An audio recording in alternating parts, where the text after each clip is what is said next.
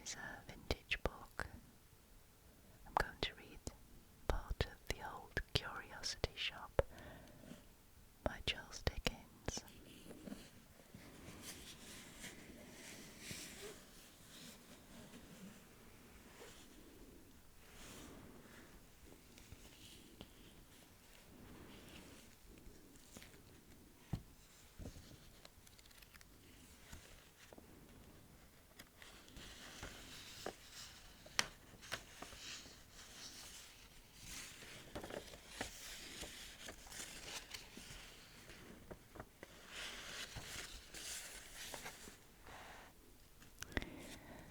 Let's begin.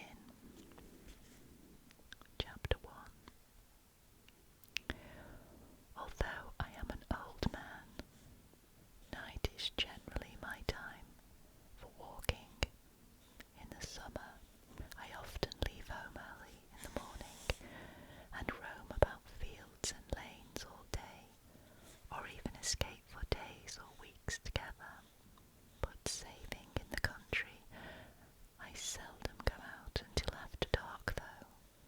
Heaven be thanked, I love its light and feel the cheerfulness it sheds upon the earth as much as any creature living.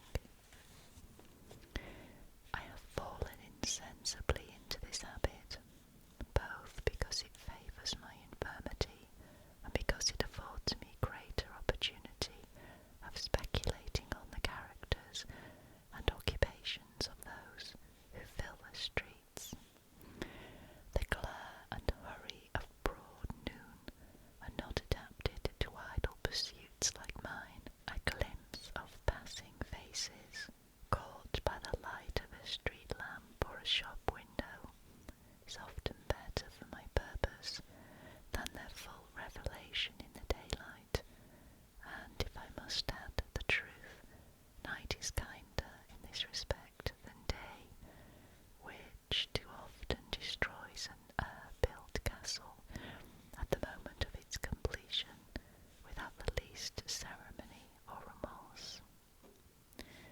That constant pacing to and fro, that never-ending restlessness, that incessant trend of feet wearing the rough stones smooth and glossy, is it not a wonder how the dweller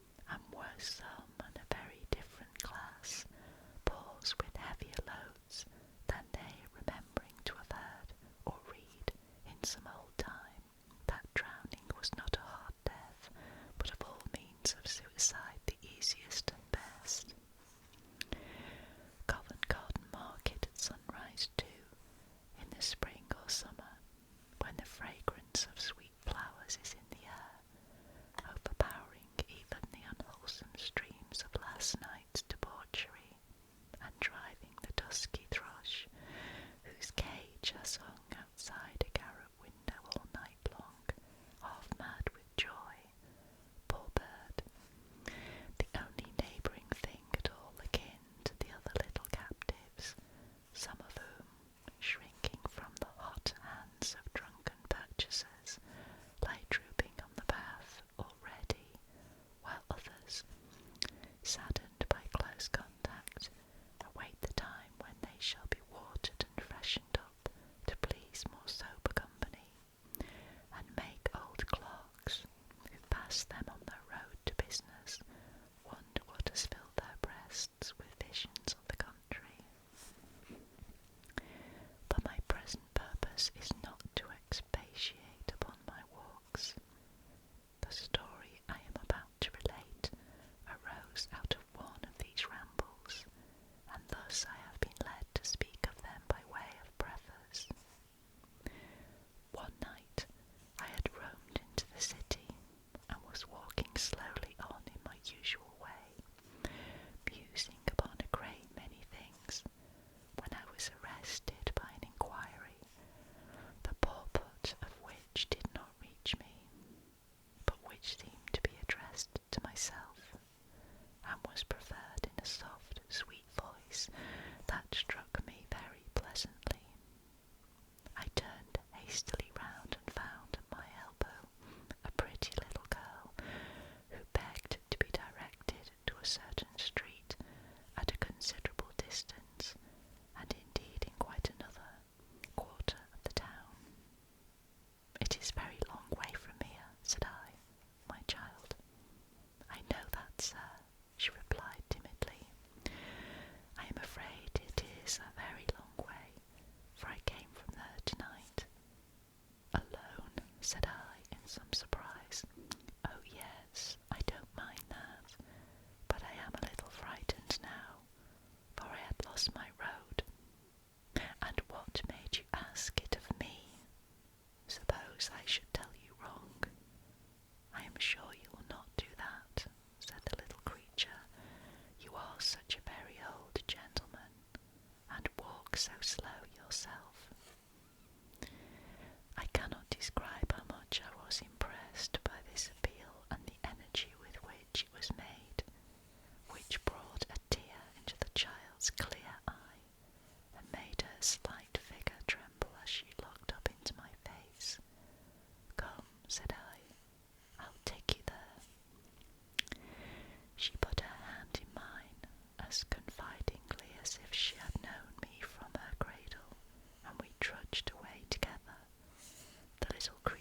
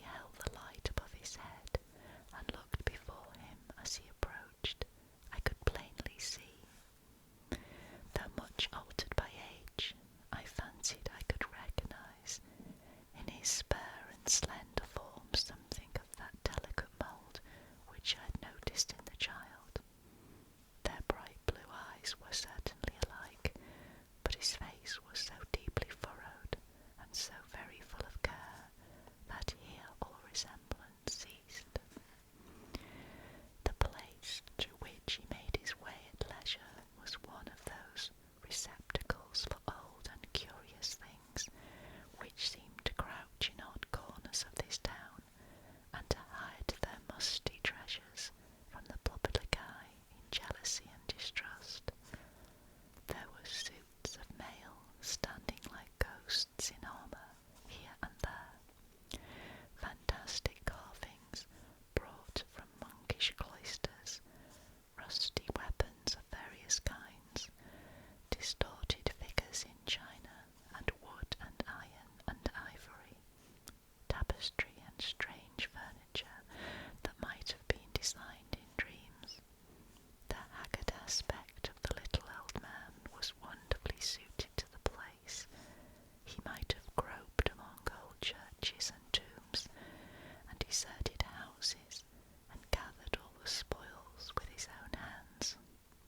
There, nothing in the whole collection but was in keeping with himself, nothing that looked older or more worn than he.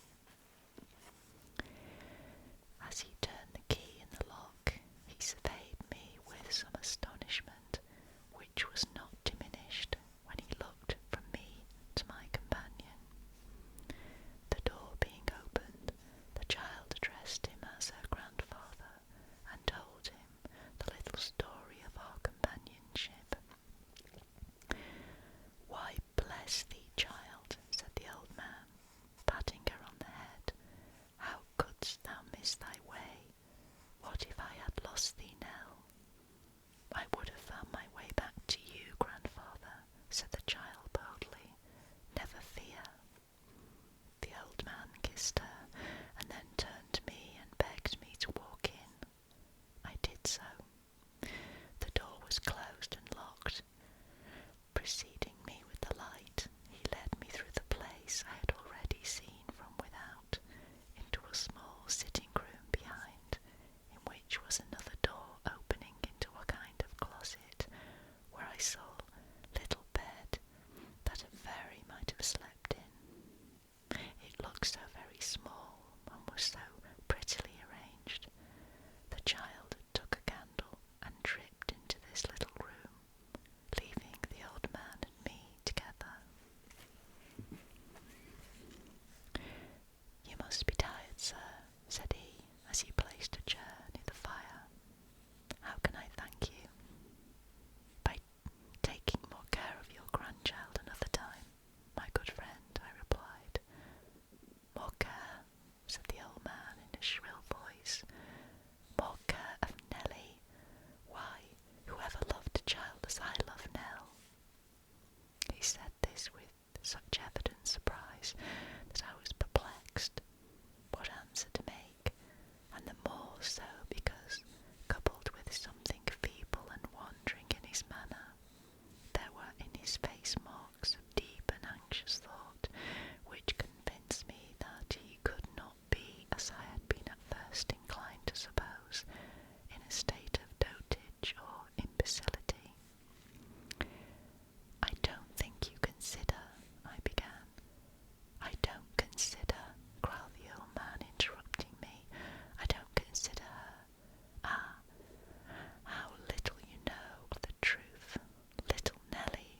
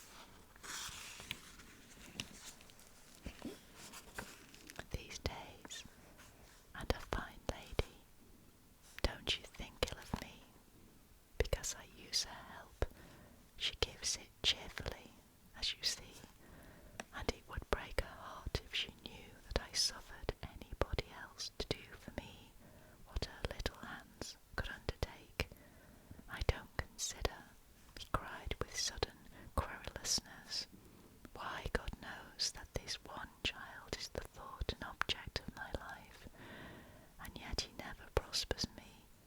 No, never.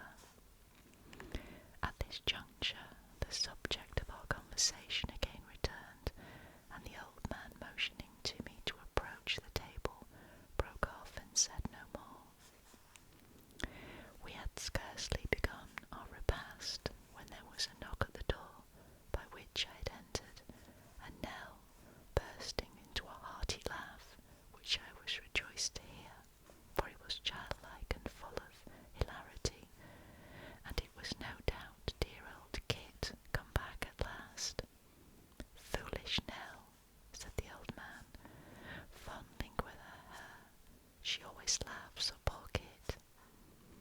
The child laughed again more heartily than before, and I could not help smiling from pure sympathy. The little old man took up a candle and went to open the door. When he came back, Kit was at his heels. Kit was a shock-headed, shambling, awkward lad, with an uncommonly wide mouth, very red cheeks, a turned-up nose, and certainly the most comical expression of face I ever saw. He stopped short at the door on seeing a stranger, twirled in his hand a perfectly round old hat, without any vestige of a brim, and resting himself now on one leg and now on the other, and changing them constantly, stood in the doorway, looking into the parlour with the most extraordinary leer I ever beheld. I entertained a grateful feeling towards the boy from that minute, for I felt that he was the comedy of the child's life. A long way, wasn't it, Kit? Said the little old man. Why then, it was a goodish stretch, master, returned Kit. Did you find the house easily? Why then, not over and above easy, master, said Kit. Of course, you've come back hungry. Why then, I do consider myself rather so, master, was the answer. The lad had a remarkable manner of standing sideways as he spoke, and thrusting his head forward over his shoulder, as if he could not get at his voice without that accompanying action. I think he would have amused one anywhere, but the child's exquisite enjoyment of his oddity, and the relief it was to find that there was something she associated with merriment in a place that appeared so unsuited to her, were quite irresistible. It was a great point, too, that Kit himself was flattered by the sensation he created, and after several efforts to preserve his gravity, burst into a loud roar, and so stood with his mouth wide open and his eyes nearly shut, laughing violently.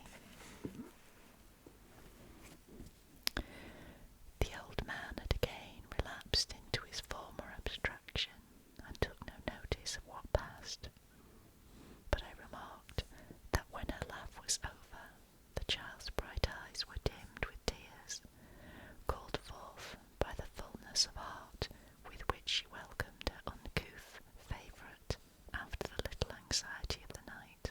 As for Kit himself, whose laugh had been all the time one of that sort which very little would change into a cry, he carried a large slice of bread and meat and a mug of beer into a corner, and applied himself to disposing of them with great veracity. Ah, said the old man, turning to me with a sigh, as if I had spoken to him but that moment, you don't know what you say when you tell me that I don't consider her. You must not attach too great weight to a remark founded on first appearance, my friend, said I. No, returned the old man thoughtfully. No. Come hither, Nell. The little girl hastened from her seat and put her arms about his neck. Do I love thee, Nell? Said he. Say, do I love thee, Nell, or no? The child only answered by her caresses, and laid her head upon his breast. Why dost thou sob? Said the grandfather, pressing her closer to him and glancing towards me. Is it because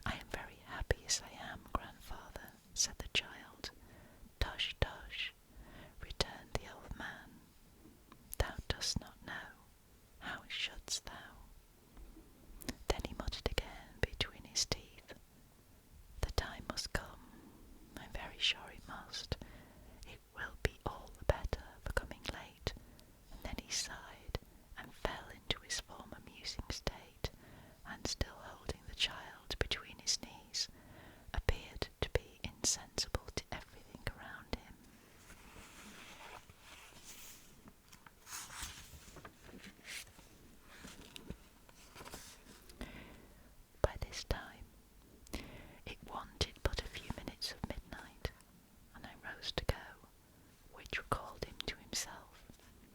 "One moment, sir," he said. "Now, Kit, near midnight, boy, and you still here. Get home, and be true to your time in the morning, for there's work to do. Good night. There, bid him good night, Nell, and let him be gone." "Good night, Kit," said the child, her eyes lighting up with merriment and kindness. "Good night, Miss Nell," returned the boy. "And thank this gentleman," interposed the old man, "but for whose care I might have lost my little girl tonight." "No, no, master," said Kit, "that won't do, that won't." "What do you mean?" cried the old man. "I'd have found her, master," said Kit. "I'd have found her. I'd bet that I'd find her if she was above ground, I would, as quick as anybody, master. Ha, ha, ha."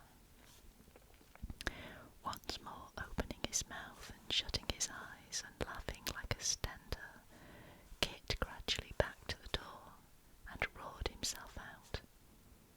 Free of the room, the boy was not slow in taking his departure. When he had gone, and the child was occupied in clearing the table, the old man said, "I haven't seemed to thank you, sir, enough for what you have done tonight, but I do thank you humbly and heartily, and so does she, and her thanks are better worth than mine. I should be sorry that you went away and thought I was unmindful of your goodness, or careless of her. I am not indeed." "I was sure of that," I said, from what I had seen, but I added, "May I ask you a question?" "Aye, sir," replied the old man. "What is it?" "This delicate child," said I, "with so much beauty and intelligence, has she nobody to care for her but you? Has she no other companion or adviser?" "No," he returned, looking anxiously into my face. "No, and she wants no other." "But are you not fearful," said I, "that you may misunderstand a charge so tender? I am sure you mean well, but are you quite certain that you know how to execute such a trust as this? I am an old man like you, and I am actuated by an old man's concern in all that is young and promising. Do you not think that what I have seen of you and this little creature tonight must have an interest not wholly free from pain?" "Sir," rejoined the old man after a moment's silence, "I have no right to feel hurt at what you say. It is true that in many respects I am the child, and she the grown person, that you have seen already. But waking or sleeping, by night or day, in sickness or health, she is the one object of my care, and if you knew of how much care, you would look on me with different eyes. You would indeed. Ah, it's a weary life for an old man, a weary, weary life, but there is a great end to gain, and that I keep before me." Seeing that he was in a state of excitement and impatience, I turned to put on an outer coat, which I had thrown off on entering the room, purposing to say no more. I was surprised to see the child standing patiently by with a cloak upon her arm and in her hand a hat and stick. "Those are not mine, my dear," said I. "No," returned the child quietly, "they are grandfather's. But he is not going out tonight." "Oh, yes, he is," said the child with a smile. "And what becomes of you, my pretty one?" "Me? I stay here, of course. I always do." I looked in astonishment towards the old man, but he was, or feigned to be, busied in the arrangement of his dress. From him I looked back to the slight, gentle figure of the child, alone in that gloomy place all the long, dreary night. She evinced no consciousness of my surprise, but cheerfully helped the old man with his cloak, and when he was ready, took a candle to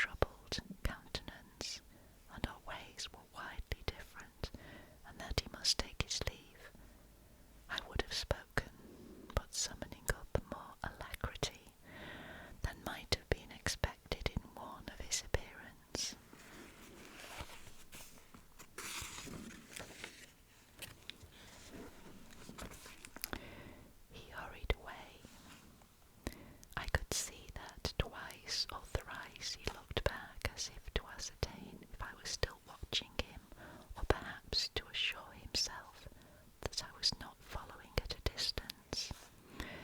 The obscurity of the night favoured its disappearance, and his figure was soon beyond my sight. I remained standing on the spot where he had left me, unwilling to depart, and yet unknowing why I should loiter there. I looked wistfully into the street we had lately quitted, and after a time directed my steps that way. I passed and repassed the house, and stopped and listened at the door. All was dark and silent as the grave. Yet I lingered about, and could not tear myself away, thinking of all possible harm that might happen to the child, of fires and robberies and even murder, and feeling as if some evil must ensue if I turned my back upon the place. The closing of a door or window in the street brought me before the curiosity dealers once more. I crossed the road and looked up at the house to assure myself that the noise had not come from there. No, it was black, cold, and lifeless as before. There were few passengers astir. The street was sad and dismal and pretty well my own. A few stragglers from the theatres hurried by, and now and then I turned aside to avoid some noisy drunkard as he reeled homewards, but these interruptions were not frequent and soon ceased. The clock struck 1. Still I paced up and down, promising myself that every time should be the last, and breaking faith with myself on some new plea as often as I did so. The more I thought of what the old man had said, and of his looks and bearing, the less I could account for what I had seen and heard. I had a strong misgiving that his nightly absence was for no good purpose. I had only come to know the fact through this innocence of the child, and though the old man was by at the time, and saw my undisguised surprise, he had preserved a strange mystery upon the subject, and offered no word or explanation. These reflections naturally recalled again, more strongly than before, his haggard face, his wandering manner, his restless, anxious looks. His affection for the child might not be inconsistent with villainy of the worst kind. Even that very affection was in itself an extraordinary contradiction, or how could he leave her thus? Disposed as I was to think badly of him, I never doubted that his love for her was real. I could not admit the thought, remembering what had passed between us, and the tone of voice in which he had recalled her by her name. "Stay here, of course," the child said in answer to my question. "I always do. What could take him from home by night and every night?" I called up all the strange tales I had ever heard of dark and secret deeds committed in great towns, and escaping detection for a long series of years. Wild as many of these stories were, I could not find one adapted to this mystery, which only became the more impenetrable in proportion as I sought to solve it. Occupied with such thoughts as these, and a crowd of others all tending to the same point, I continued to pace the street for 2 long hours. At length the rain began to descend heavily, and then, overpowered by fatigue, though no less interested than I had been at first, I engaged the nearest coach, and so got home. A cheerful fire was blazing on the hearth. The lamp burnt brightly. My clock received me with its old familiar welcome. Everything was quiet, warm and cheering, and in happy contrast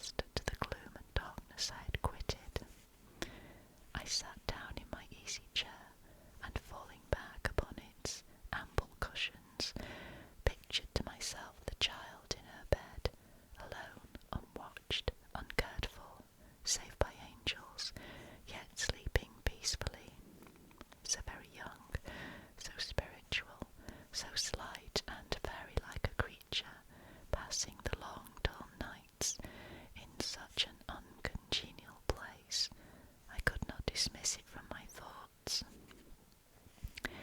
We are so much in the habit of allowing impressions to be made upon us by external objects which should be produced by reflection alone, but which, without such visible aids, often escape us, that I am not sure I should have been so thoroughly possessed by this one subject, but for the heaps of fantastic things I had seen huddled together in the curiosity dealer's warehouse. These crowding on my mind in connection with the child, and gathering around her, as it were, brought her condition palpably before me. I had her image, without any effort of imagination, surrounded and beset by everything that was foreign to its nature, and farthest removed from the sympathies of her sex and age. If these helps to my fancy had all been wanting, and I had been forced to imagine her in a common chamber, with nothing unusual or uncouth in its appearance, it is very probable that I should have been less impressed with her strange and solitary state. As it was, she seemed to exist in a kind of allegory, and having these shapes about her, claimed my interest so strongly that, as I have already remarked, I could not dismiss her from my recollection, do what I would. It would be a curious speculation, said I, after some restless turns across and across the room, to imagine her in her future life, holding her solitary way among a crowd of wild, grotesque companions, the only pure, fresh, youthful object in the throng. It would be curious to find. I checked myself here, for the theme was carrying me along with it at a great pace, and I already saw before me a region on which I was little disposed to enter. I agreed with myself that this was idle musing, and resolved to go to bed and court forgetfulness. But all that night, waking or in my sleep, the same thoughts recurred, and the same images retained possession of my brain. I had ever before me the old dark murky rooms, the gaunt suits of mail with their ghostly silent air, the faces all awry, grinning from wood and stone, the dust and rust and worm that lives in wood, and alone in the midst of all this lumber and decay and ugly age, the beautiful child in her gentle slumber, smiling through her light and sunny dreams.